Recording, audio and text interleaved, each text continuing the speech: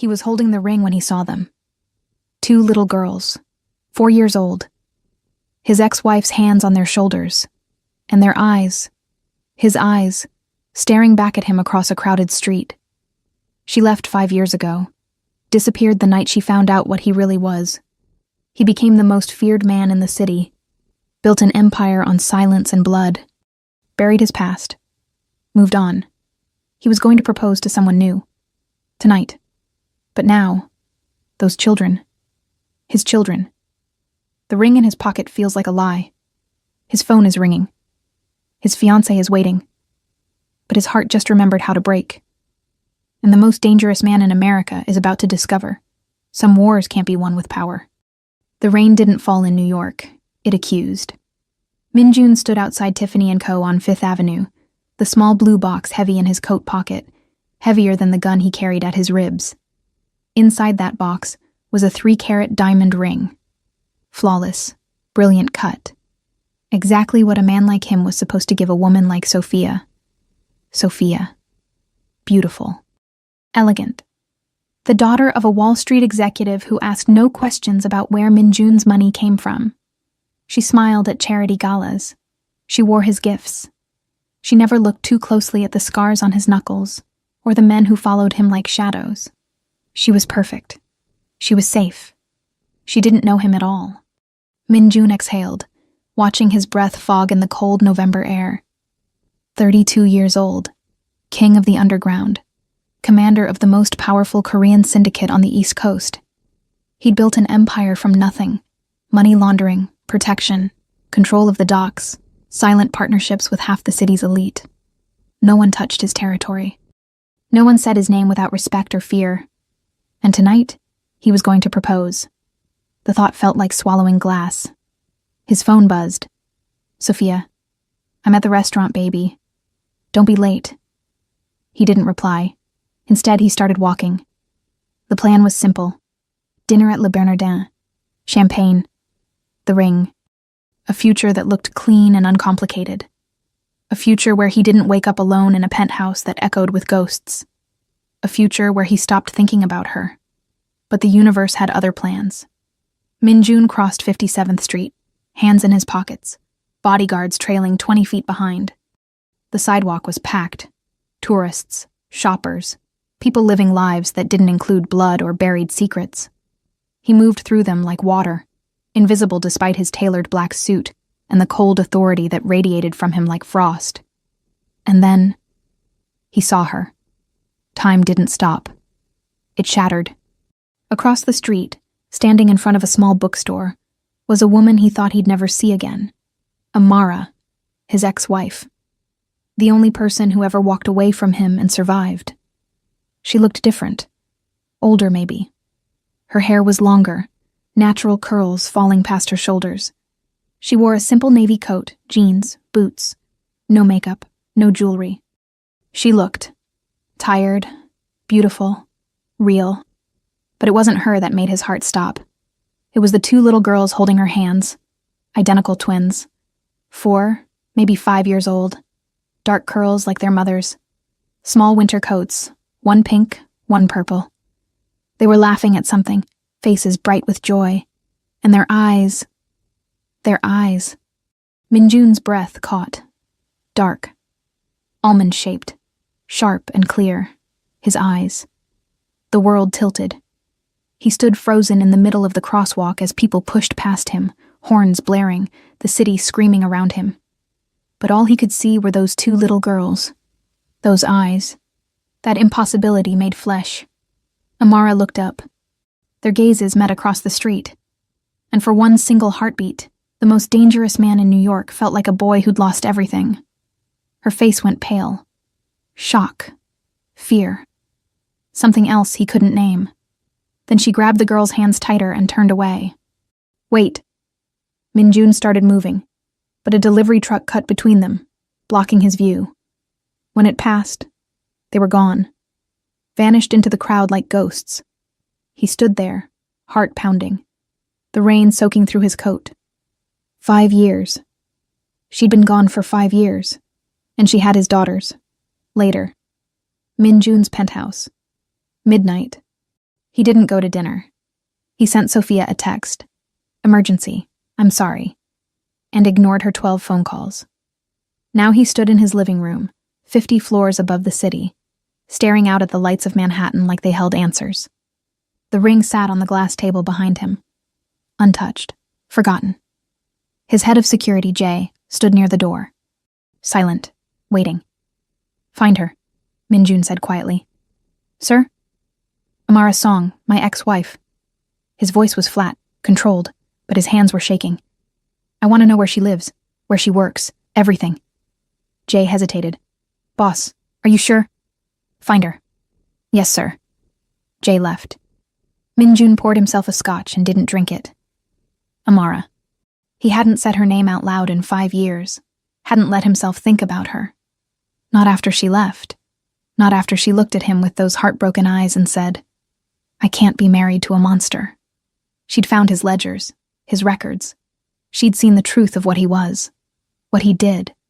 And she'd walked out of their penthouse apartment in the middle of the night and disappeared so completely it was like she'd never existed. He'd looked for her, for months, used every resource, every contact. Nothing. She was a ghost. And eventually, he stopped searching.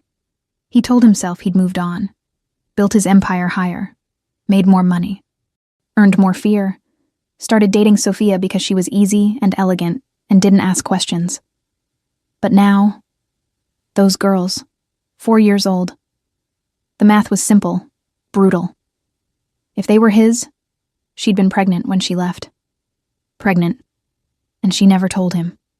Minjun's hand tightened around the glass. Rage simmered beneath his skin. Hurt. Confusion.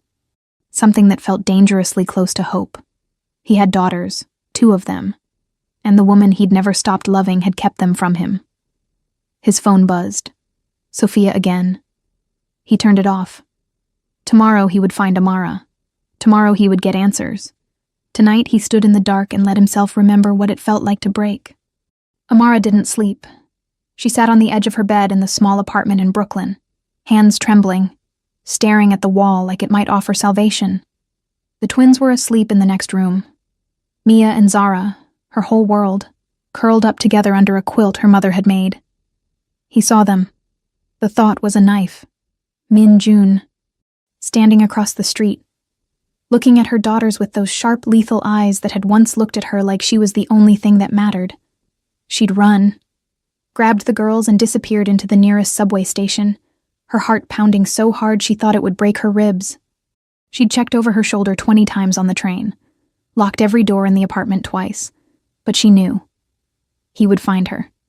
Men like Minjun always did. Amara pressed her palms to her face, exhaustion burning behind her eyes.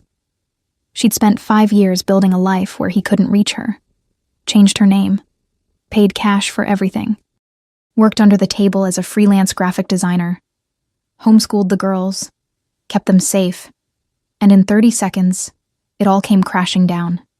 He saw them. He knows. Her phone buzzed on the nightstand. Unknown number. Her stomach dropped. She stared at it. Let it ring.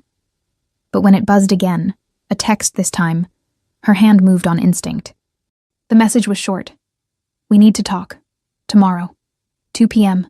Brooklyn Bridge Park. Come alone. MJ. Amara's breath stopped. MJ, Minjun. He'd found her. Already. Of course he had. She wanted to throw the phone across the room. She wanted to scream. But instead, she sat in the dark and thought about her daughters sleeping in the next room. Thought about the man who'd once promised to give her the world and then drowned it in blood. She typed back, If you come near my girls, I'll disappear again, and you'll never find us. The reply came instantly. They're my girls too. 2 p.m. Don't make me come to you. Amara closed her eyes and knew she had no choice. The next day. Brooklyn Bridge Park. 2 p.m. The wind off the East River was sharp and cold. Minjun stood near the water, hands in his coat pockets, watching the skyline. He'd come alone. No bodyguards, no weapons, nothing but the weight of 5 years and a truth he wasn't ready for. She was late. He didn't blame her. At 2:17, he heard footsteps behind him. He turned. Amara stood 20 feet away, arms crossed, her face a mask of defiance and fear. She looked small against the city. Fragile. But her eyes were hard. "You shouldn't have contacted me," she said. Minjun's chest tightened. Hearing her voice again felt like drowning. "You shouldn't have run." "I didn't run. I left." Her voice was cold. Sharp. "There's a difference. You were pregnant." Silence. The accusation hung between them like smoke. Amara's jaw tightened. "Yes. And you didn't tell me." "No." "Why?" She laughed, bitter, broken. "Are you seriously asking me that?" Minjun took a step closer. She didn't move. "I had a right to know." "You lost that right the night I found your ledgers, Minjun." Her voice cracked. "You lost it when I realized the man I married wasn't real. That everything was built on lies and blood. I never lied to you. You never told me the truth." Tears burned in her eyes, but she didn't let them fall. "I thought you were a businessman. I thought the late nights, the security, the money. I thought it was legitimate. And then I found the records, the names, the deals, She stopped, swallowed. "You're a criminal, Minjun. A monster." The word hit him like a bullet. He'd heard it before, from enemies, from men who feared him, but never from her. "I protected you," he said quietly. "You lied to me. I gave you everything. You gave me a cage." Amara's voice broke. "A beautiful, expensive cage where I didn't know my own husband, where I smiled at parties with people who laundered money and traded in violence. I was complicit, Minjun, and I didn't even know it." Minjun's hands curled into fists. "So you ran, took my children, disappeared. I saved them. From me?" "Yes." The word was a blade. He stared at her. This woman he'd loved more than power, more than empire. The woman who'd left him hollow. "They're mine," he said, voice low. "Dangerous." Amara's chin lifted. "They're mine. I carried them. I raised them. You don't get to... I want to meet them." "No." "Amara. No." She stepped back. "You don't get to walk into their lives because you saw them on a street. You don't get to be their father just because you... I am their father. Biology doesn't make you a parent." Her voice was shaking now. "Love does. Sacrifice does. Being there does. And you weren't. You'll never be."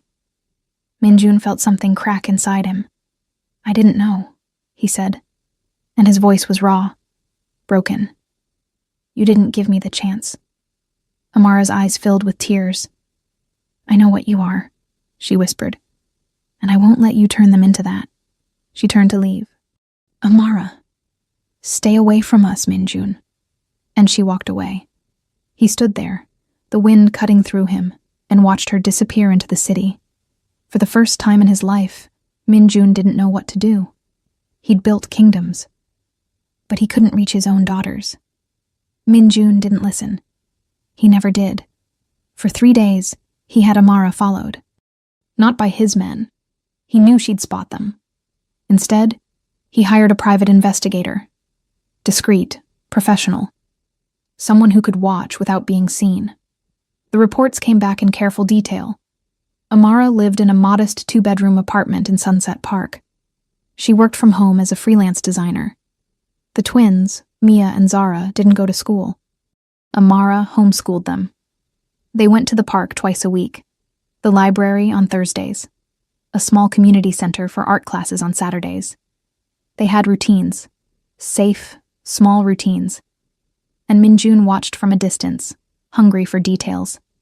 Mia liked to draw. Zara loved books. They both had his sharp eyes and Amara's soft laugh. They held hands when they crossed the street. They called their mother Mama, in voices that sounded like music. And they had no idea he existed. The knowledge was unbearable. On the 4th day, Minjun made a decision. He drove to Sunset Park himself. No guards, no plan. Just a desperate need to be close to them. He parked across from the small playground near Amara's building and waited. At 3:47 p.m., they appeared. Amara, holding both girls' hands, walking toward the swings. She looked tired, beautiful, wary. She scanned the street like she was looking for threats, looking for him. Minjun stayed in the car. He watched Mia climb onto a swing, watched Zara try to follow and stumble, watched Amara catch her, laughing, lifting her up. The sound carried across the park, pure joy, unguarded. And something inside him shattered. He'd spent 5 years building power, control, an empire of silence and fear, but he would trade it all for 10 minutes on that playground. He didn't realize he was crying until the tears blurred his vision.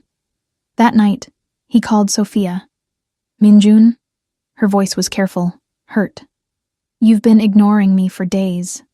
I know. He stood at his penthouse window. The city sprawled below him like a kingdom he no longer wanted. I'm sorry. What's going on? Silence. Minjun, I can't marry you. The words fell like stones. Sophia's breath hitched. What? I'm sorry, Sophia. You deserve better than this. Better than me. Is there someone else? Yes. It's complicated. That's not an answer. I'm ending this. I'm sorry. He hung up, threw the phone across the room, and stood there, alone, the ring still sitting on the table where he'd left it days ago. He'd chosen. And it hadn't even been a choice. 1 week later, Amara knew he was watching. She felt it every time she left the apartment, every time she took the girls to the park. She didn't see him. Minjun was too smart for that. But she felt him. Like a shadow, like gravity. It terrified her, and it broke her heart, because she knew what it meant. He wasn't going to let go. On a cold Friday afternoon, her phone buzzed. Another unknown number. Another text. I won't approach them. I won't interfere. But please let me see them, even from a distance. I just need to know they're real. Amara stared at the message, hands shaking. She should say no. She should block the number. Move again. Disappear. But the words on the screen were so raw, so broken, and against every instinct, every fear, every wall she'd built. She typed back, tomorrow, 4 p.m., Sunset Park Playground. You stay in your car. You don't approach. You don't speak to them. If you break this, I disappear forever. His reply was instant. Thank you. Amara closed her eyes and prayed she wasn't making the worst mistake of her life. The next day, Sunset Park, 4 p.m. Minjun sat in his car, heart pounding, hands gripping the steering wheel like it was the only thing keeping him tethered to earth. She'd said yes. He could see them. At 4:03, Amara appeared with the twins. Mia wore the pink coat. Zara wore purple. They ran ahead to the swings, laughing, while Amara followed slowly, her eyes scanning the street. She found his car. Their gazes met. She didn't smile, didn't wave, just gave him a small warning nod. Stay there. Minjun nodded back and watched. For 30 minutes, he sat in that car and watched his daughters play, watched them chase each other, watched them fall and get back up, watched them exist in a world he wasn't part of. And it was the most painful, beautiful thing he'd ever experienced. When Amara finally gathered the girls to leave, Mia looked toward his car. Their eyes met. She smiled, bright, innocent, unaware, and waved. Minjun's breath stopped. He lifted his hand, waved back. Mia giggled and ran to her mother. Amara took their hands and walked away. And Minjun sat there, tears streaming down his face, knowing he'd just fallen in love with 2 little girls who didn't even know his name. Before we start, a quick note. Channel members get access to exclusive videos, content that doesn't always go public, and early access to new uploads up to 1 month before they're released. Just click Join here on YouTube. And for those who would like to support the channel RK Unsaid, your contribution helps the team continue investing in better tools and higher quality production. Now, let's get into the video. The arrangement became a ritual. Every Saturday at 4 p.m., Minjun would park across from Sunset Park and watch his daughters play. He never approached, never spoke, never broke the invisible line Amara had drawn. But he was there, a silent presence in a black sedan, hungrier for those stolen moments than he'd ever been for power. Amara pretended not to notice, but he saw the way her shoulders tensed when she spotted his car, saw the way she kept the girls closer. She hated this, hated him, but she allowed it, and that small mercy felt like redemption. For 3 weeks, nothing changed, until the day everything did. It started with a phone call. Minjun was in a meeting with his lieutenants, 6 men who controlled different sectors of his empire, when Jay entered the room, face tight with urgency. "Boss, we have a problem." Minjun's eyes narrowed. "What kind of problem?" "The Volkov Bratva. They're pushing into Red Hook. Hit 2 of our distribution points last night. Send a message." Silence filled the room like ice. The Volkov family. Russian mob, brutal, reckless. They'd been testing his borders for months, and Minjun had shown restraint, strategic warnings, calculated pressure. But this was different. This was a declaration of war. "What's the message?" Minjun asked, voice dangerously calm. Jay hesitated. "They want a meeting. Tomorrow night. Neutral ground. They said if you don't show, they'll burn Red Hook to the ground." One of his men slammed a fist on the table. "It's a trap, boss. We hit them first." "No." Minjun's voice cut through the room like a blade. "No retaliation. Not yet." "But..." I said no. He stood, authority radiating from him like frost. "Set up the meeting. I'll handle it." Jay nodded. "Yes, sir." The men filed out, uneasy but obedient. Minjun stayed behind, staring at the city through the window. War was coming, and for the first time in his life, he had something to lose.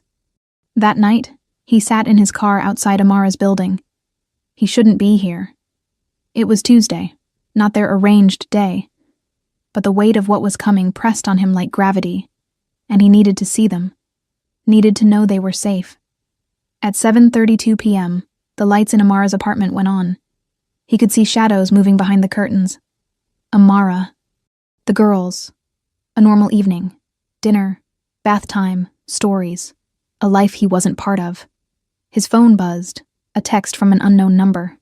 "Watching someone, Mr. Choi? Careful. Obsession makes men sloppy." Minjun's blood turned to ice. He scanned the street, empty, dark. But he felt eyes on him. Felt the threat like a knife at his throat. Another text. "Beautiful family. It would be a shame if something happened to them." His heart stopped. No. He dialed Jay. "I need a full security detail on Sunset Park. Now. 24-hour surveillance. No one gets near that building." "Boss, what's going on?" "Just do it." He hung up, stared at Amara's window, and realized the worst thing he'd ever done wasn't the blood on his hands. It was bringing danger to the only people who mattered. The next morning, Amara was making breakfast when someone knocked on her door. She froze. No one knocked on her door. No one even knew where she lived except Minjun. She checked the peephole. A woman stood in the hallway, mid-30s, professional suit, calm expression. Amara opened the door a crack, chain lock still in place. "Can I help you?" The woman smiled. "Ms. Song? My name is Agent Sarah Chen. I'm with the FBI. May I come in?" Amara's stomach dropped. What is this about?" "It's about Minjun Choi, your ex-husband." The world tilted. "I don't know what you're talking about."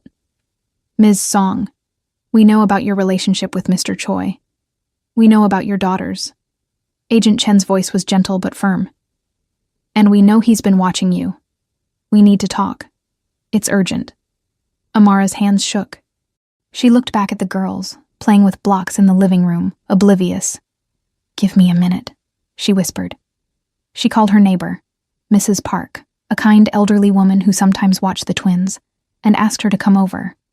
When Mrs. Park arrived, Amara stepped into the hallway with Agent Chen, heart pounding. "What do you want?" Amara asked, voice tight.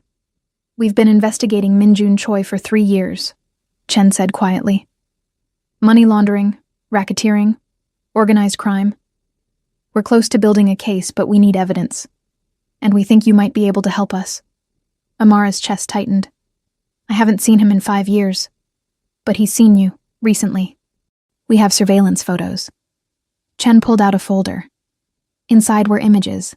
Minjun's car parked outside the playground. Minjun watching from a distance. Amara felt sick. We're not here to threaten you, Chen continued. But you need to understand. Minjun Choi is dangerous. And if he's back in your life, you and your daughters are at risk. Not just from him, from his enemies. He would never hurt us. Maybe not intentionally. But his world is violent, Ms. Song. People die, and the people close to him, they become targets. Amara closed her eyes. She'd known this. Of course she'd known this. That's why she'd left. What do you want from me? She whispered. Help us put him away. Testify. Give us whatever information you have from your marriage, financial records, contacts, anything. I don't have anything. Then wear a wire. Meet with him. Get him to talk. Amara's eyes snapped open. You want me to betray him? We want you to protect your daughters. The words hit like a hammer. Chen handed her a business card. Think about it. But don't take too long. War is coming, Ms. Song. And when it does, no one is safe. She walked away. Amara stood in the hallway, card trembling in her hand, and felt the walls closing in. Saturday, 4 p.m., Sunset Park. Minjun was late. Amara waited on the bench near the swings, the girls playing nearby, her heart racing. At 4:23, his car pulled up. He didn't get out, just sat there, staring. Amara's phone buzzed. I'm sorry I'm late. Had to make sure no one followed me. She looked at his car, saw the exhaustion in his posture even from a distance. She typed back, We need to talk, in person. His reply was immediate. When? Tonight, after the girls are asleep. My apartment. 9 p.m. Are you sure? Amara stared at the message. No. She wasn't sure about anything anymore, but Agent Chen's words echoed in her mind. War is coming, and Amara needed to know. Was Minjun still the man she'd run from? Or was there something left worth saving? She typed, yes. Come alone. 9 p.m., Amara's apartment. The knock was soft. Amara opened the door. Minjun stood in the hallway, hands in his pockets, looking more vulnerable than she'd ever seen him. No guards, no armor. Just a man standing at the threshold of a life he'd lost. Hi, he said quietly. Hi. She let him in. The apartment was small, modest, nothing like the penthouse they'd shared. But it was warm, lived in. Photos of the girls covered the walls, drawings, books, life. Minjun looked around like he was seeing heaven. They're asleep? He asked. Yes. He nodded, stood awkwardly near the door. Amara gestured to the couch. Sit. He did. She sat across from him, a coffee table between them like a border. Silence. You have a nice home, he said finally. It's small. It's perfect. Amara's throat tightened. Why are you here, Minjun? You asked me to come. No, why are you here? In my life, watching us, texting me. What do you want? He looked at her, really looked at her, and she saw the answer in his eyes before he spoke. I want to be their father.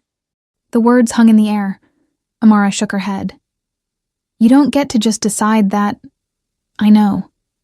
His voice cracked. I know I don't deserve it. I know I have no right. But Amara, they're mine. And He stopped, swallowed. I've spent 5 years building an empire I don't even want anymore. I've made myself into something I hate. But those girls... His voice broke. They're the only good thing I've ever made. Tears burned in Amara's eyes. You're a criminal, she whispered. I know. You've hurt people. I know. You're dangerous. Not to them. Never to them. You can't promise that. Amara's voice rose. Your world is dangerous, Minjun. Your enemies. The FBI is watching you. The Russians are threatening you. And now... She stopped. Took a breath. Now my daughters are in the middle of it. Because of you. Minjun went still. What are you talking about? Amara pulled out Agent Chen's card. Threw it on the table. Minjun picked it up. Read it. His face went white. They came to you?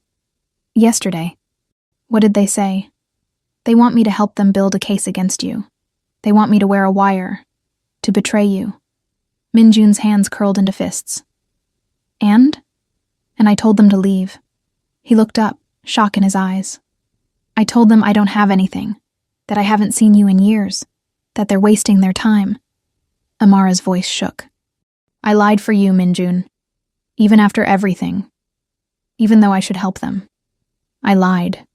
Why? Because you're their father. Tears spilled down her cheeks. And I don't know what to do. I don't know if I'm protecting them or destroying them. I don't know if letting you into their lives is the worst mistake I'll ever make. But I look at you and She broke. I see the man I loved. And I hate that I still do.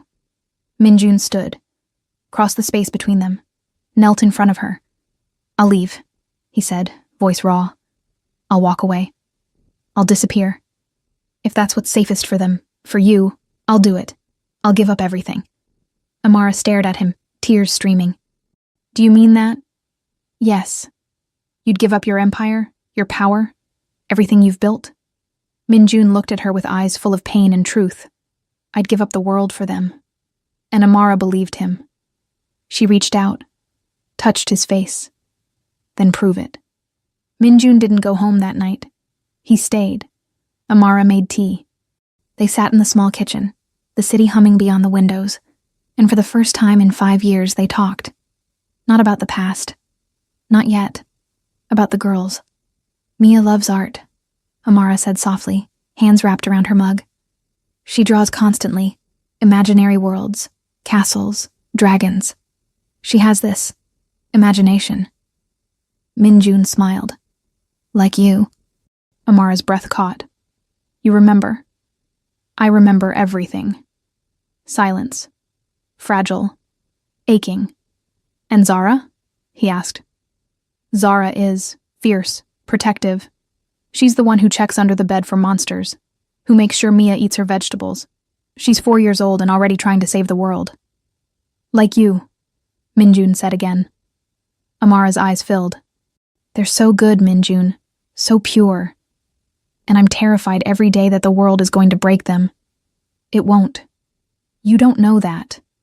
I won't let it. His voice was steel. Promise.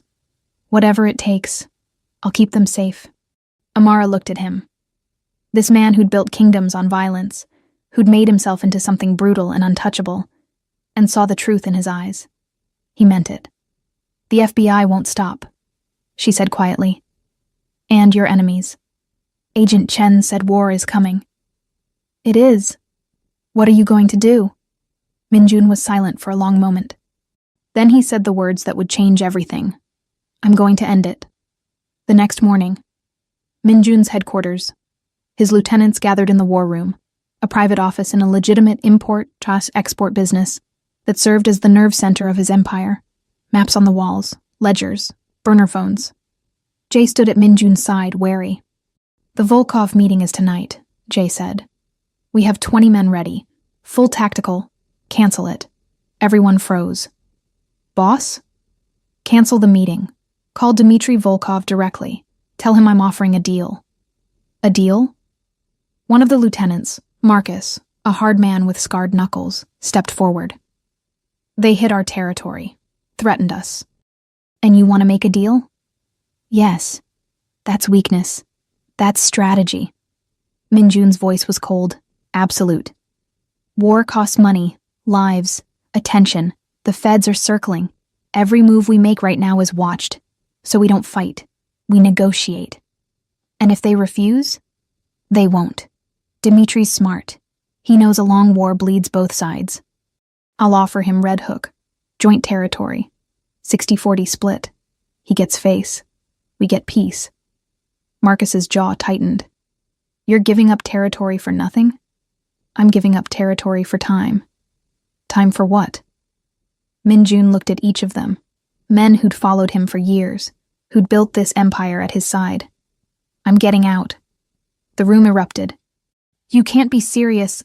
Boss, this is insane. Enough. Minjun's voice cut through the chaos. I've made my decision. I'm negotiating peace with the Volkovs. I'm closing the riskier operations. liquidating assets, and in 6 months, I'm stepping back. Stepping back to what? A legitimate life. Silence. Shocked. Disbelieving. Jay spoke carefully. Boss, what brought this on? Minjun didn't answer directly. Instead, he pulled out his phone. Showed them a photo. One he'd taken from his car. Mia and Zara on the swings, laughing, faces bright with joy. I have daughters, he said quietly, and they deserve a father who doesn't live in the shadows. No one spoke. You can stay or go, Minjun continued. I'll make sure everyone is taken care of. But I'm done building an empire on blood. I'm done being a monster. Marcus shook his head. You think you can just walk away? That the feds will let you? That your enemies will? I'll make them. How? Minjun's eyes were hard, determined. By giving them everything they want. That night, FBI field office. Agent Sarah Chen sat in her office reviewing case files when her phone rang. Unknown number. She answered. Chen. Agent Chen. My name is Minjun Choi. She sat up straight. Mr. Choi, this is unexpected. I have a deal for you. I'm listening. I'll give you everything. Names, contacts, financial records, offshore accounts. Every piece of evidence you need to dismantle my operation and prosecute the people who've been enabling it. Politicians, bankers, everyone. Chen's heart raced. In exchange for immunity, witness protection for my family, and a clean slate. Your family? My ex-wife and daughters. They get new identities, safety, a life away from all of this. And I walk away. No charges, no jail time. You're asking for a lot. I'm offering a lot. You've been chasing me for 3 years with nothing. I'm handing you the entire operation. Take it or leave it. Chen leaned back. This was huge, unprecedented. I'll need to bring this to my superiors. You have 24 hours. That's not enough time. Then make it enough. Clock's ticking, Agent. He hung up. Chen stared at her phone, pulse pounding. This was it. The break they'd been waiting for.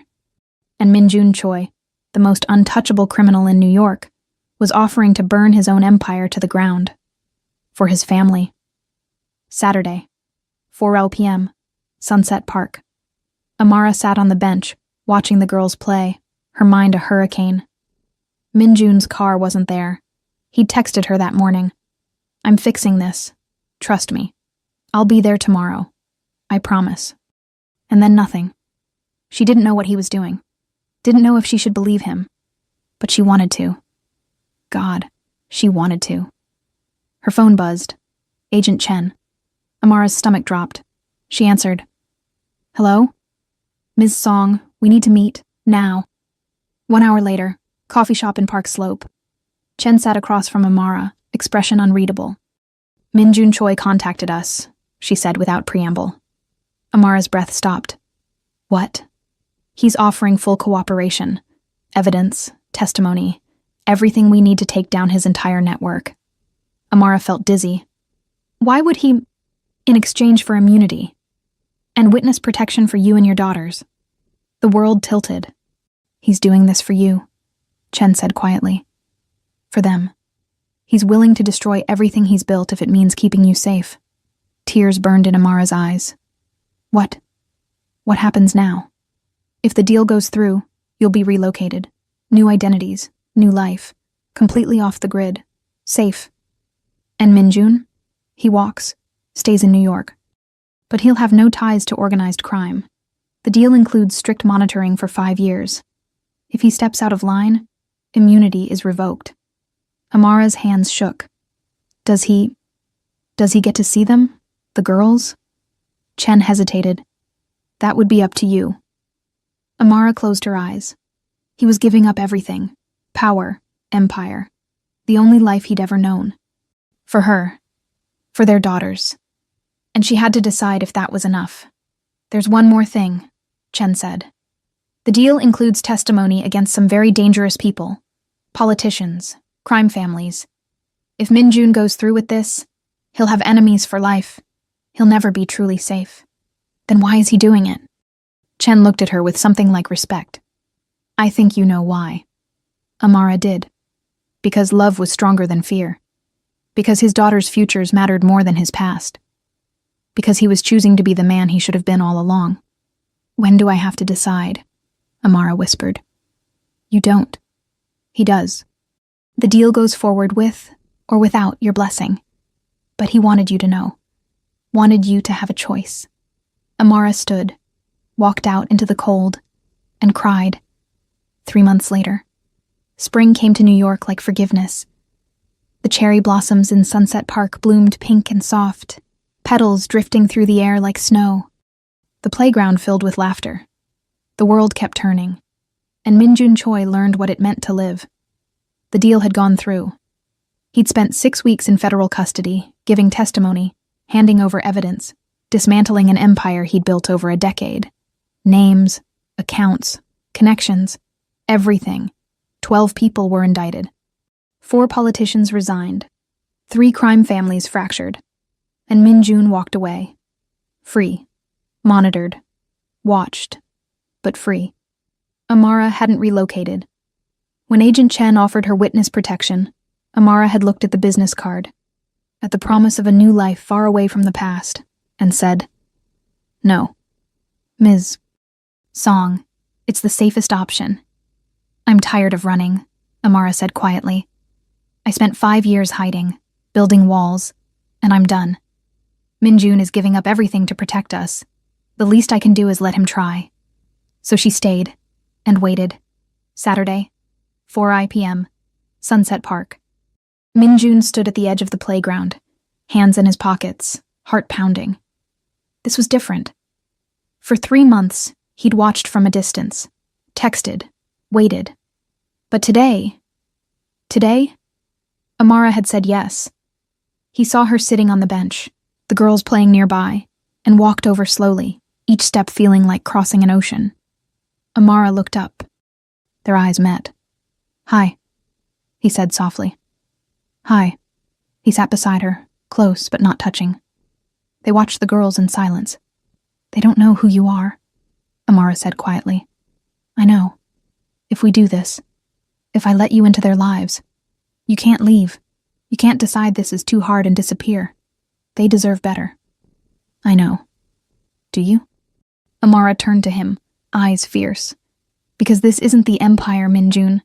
This is bedtime stories and scraped knees and school projects. This is showing up, every day, even when it's boring, even when it's hard." "I want that," Min-jun said, voice raw. "I want all of it." Amara searched his face, saw the truth there. "Okay," she whispered. "Okay? Okay." Min-jun's breath caught. Amara stood, took his hand. "Come on." She led him toward the swings. Mia and Zara looked up, curious, cautious. "Girls," Amara said gently, kneeling down. "There's someone I want you to meet." Min-jun knelt beside her, heart in his throat. Up close, they were even more beautiful. Mia's paint-stained fingers, Zara's serious eyes. Perfect. His. "This is Min-jun," Amara said softly. He's your father." The girls blinked. "Our daddy?" Mia asked, voice small. Min-jun's eyes burned. "Yes, if that's okay." Zara tilted her head, studying him with an intensity that made his chest ache. "Where were you?" she asked. Simple question. Devastating. Min-jun swallowed. "I was. Lost. But I found my way back." "Are you staying?" "Yes, if you'll let me." Mia looked at Amara. "Mama?" Amara nodded, tears in her eyes. "Yes, baby, he's staying." Mia smiled, bright, gap-toothed, trusting. And then she did something that shattered Min-jun completely. She walked over. Put her small hand in his. "Okay," she said simply. Zara followed, took his other hand, and Min-jun, the man who'd commanded an empire, who'd never let himself break, started crying. Amara wrapped her arms around all of them, and for the first time in 5 years, they were a family. 6 months later, Min-jun stood in the small kitchen of Amara's apartment, their apartment now, making pancakes while the girls argued over which cartoon to watch. "Frozen! No, Moana!" "Girls, compromise," Amara called from the bathroom, laughing. Min-jun smiled. This was his life now. No empire, no power, no guards or guns or midnight calls. Just this. Pancakes and cartoons and the sound of his daughter's laughter. He worked as a consultant now. Legitimate business strategy for small companies. It was honest work, boring sometimes, but clean. The feds still monitored him, checked in every month, made sure he stayed straight. He didn't mind, because every night he came home to this. Mia ran into the kitchen. "Daddy, can you make the pancakes into Mickey Mouse?" "I can try." She beamed and ran back to the couch. Daddy. He'd never get tired of hearing that. Amara emerged from the bathroom, hair damp, wearing one of his old sweatshirts. She looked at him, smiled. "You're getting good at this," she said. Took a while. She crossed to him, wrapped her arms around his waist. "I'm proud of you," she whispered. Minjun turned, kissed her forehead. "I should have chosen this years ago. You chose it now. That's what matters." They stood there, holding each other, while the girls giggled in the next room. "Do you miss it?" Amara asked quietly. "The power, the control." Minjun looked at her, at the life they'd built from ashes. "No," he said honestly. "I traded an empire for a family. And I'd do it again. Every time." Amara's eyes filled. "I love you. I love you too." She kissed him, soft, deep, full of promise. And when they pulled apart, Mia was standing in the doorway grinning. "Ew, they're kissing!" Zara appeared beside her. "Gross!" Minjun laughed. "Come here, you two." He scooped them both up, one in each arm, and they shrieked with delight. Amara watched, heart full, tears streaming. This was healing. This was redemption. This was love. 1 year later, they moved to a small house in Queens, 3 bedrooms. A backyard. Space for the girls to run and play and grow. Minjun taught Mia how to draw buildings, showed her how lines and perspective worked, how imagination became reality on paper. He taught Zara how to be brave and gentle, how strength didn't mean hardness, how protecting people meant listening to them first. He learned their favorite foods, their fears, their dreams. He showed up to every art class, every library trip, every moment, and slowly, day by day, pancake by pancake, he became the father they deserved. Amara watched him transform. The sharp edges softened. The nightmares faded. The man who'd once ruled through fear learned to lead with love. They remarried on a quiet afternoon in the backyard, just the 4 of them and a justice of the peace. Mia and Zara wore matching flower crowns. Minjun cried through his vows. Amara held his hands and promised, again, to choose him. Every day. And when he slipped the ring on her finger, the weight of it felt like home. Present day. Minjun sat on the back porch, watching the girls play in the yard. They were 7 now. Bright, beautiful, safe. Amara sat beside him, head on his shoulder. "Happy?" she asked. "More than I deserve. You deserve this. You earn this." He kissed the top of her head. The sun was setting, gold and pink and soft. Inside the house, dinner was cooking. Homework waited. Bedtime stories would follow. Tomorrow he'd take the girls to school, go to work, come home, make dinner. It was ordinary, simple, perfect. He'd given up an empire and found a kingdom. "Thank you," he whispered. "For what?" "For letting me come home." Amara smiled. "You were always home, Minjun. You just had to find your way back." They sat there, watching their daughters play, and knew this was the life they were always meant to build. Together. The end. Safety and monetization, check, Chapter 06. YouTube safety score, 10 to 10 monetization. Risk, low final decision, safe to publish, no changes needed. Explanation, Chapter 06 delivers a deeply satisfying, emotionally uplifting conclusion. No violence, no explicit content. The narrative focuses on healing, family bonding, redemption, and the beauty of choosing love over power. Positive themes of transformation, fatherhood, and second chances make this fully monetizable and perfect for broad audiences. The ending provides strong emotional relief and hope. Exactly what viewers need for a happy, complete resolution.